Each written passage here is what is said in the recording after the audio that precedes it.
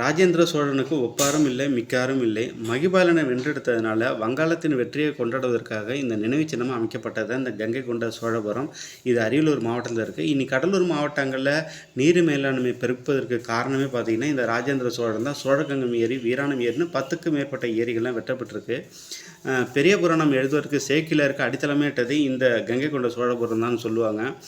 கிபி 1012லேருந்து 1044ஆம் ஆண்டு வரைக்கும் பார்த்திங்கன்னா இவரோட ஆட்சி காலமாக பார்க்கப்படுது. இவர் ஆட்சி பொறுப்பில் ஏற்ற 10 ஆண்டுகள்லேயே பல நாடுகள்லேயும் பார்த்திங்கன்னா கைப்பற்றினார்.